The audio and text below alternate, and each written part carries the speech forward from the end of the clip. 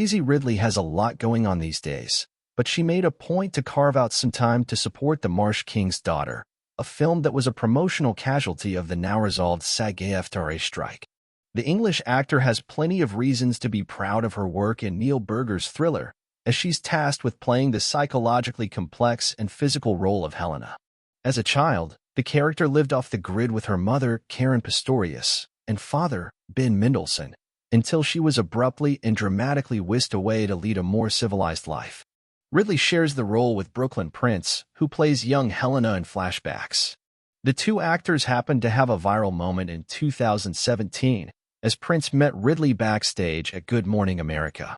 Ridley then surprised Prince once more during the Florida Project Q&A with Scott Feinberg. And while it was a complete coincidence that the two were playing the same character in Marsh King's Daughter, Ridley was amazed that they both portrayed Helena in a similar fashion.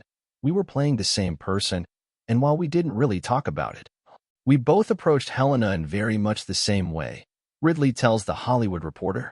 When I got to Canada, she sent me those pictures from our previous interactions. It's quite surreal when you're an adult and you see a tiny person growing. You're like, where have the last few years gone? Why are you a teenager now? Ridley last spoke to THR in late January for her Sundance Gym. Sometimes I think about dying, and at the time, she didn't know what was in store for her in Star Wars. That quickly changed in April, when Ridley's return was announced by director Sharmeen Obaid-Chinoy on the Star Wars Celebration stage. She'll be leading Obaid-Chinoy's film that's set 15 years after the events of Star Wars, The Rise of Skywalker 2019. Peaky Blinders and Locke scribe Stephen Knight is helming the script. When I was at Sundance, I did not know. I shot my movie, Magpie, when I got back, and I had a breakfast with Kathy Kennedy that I thought was just breakfast, Ridley recalls. And then it was mentioned, so I thought about it. I loved the story, and I was like, okay.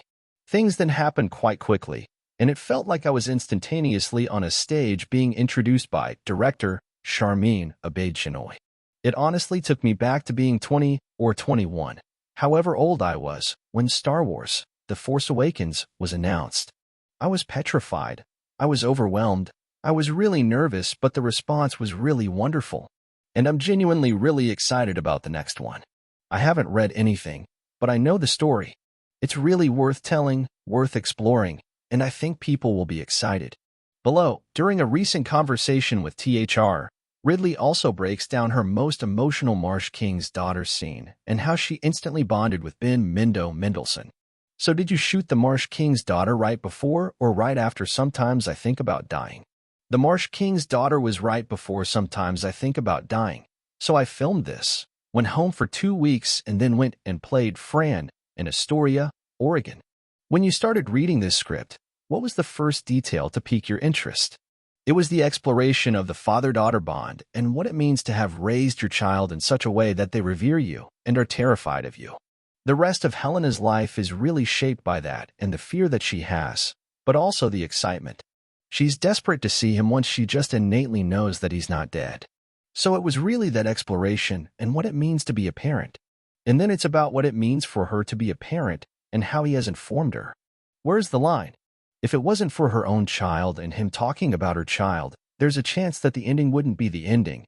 But it's about the lengths you will go to protect your own child from the person who raised you. It was an interesting but different thing. I actually didn't watch Brooklyn's stuff till it was done, obviously, because I wasn't on set. So it was an interesting thing.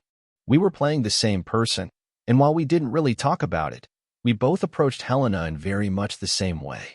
It's subjective and memory is hazy, and sometimes, things are wrong. How you viewed something as a 10-year-old and how you view it as a 30-year-old are two different things. So, with regard to backstory, I don't know that I can say I prefer either. Both ways challenge you, and both leave a lot of room, strangely. There are 100 ways to skin a cat, which is probably the wrong phrase, but that's a really long answer to say that I like both.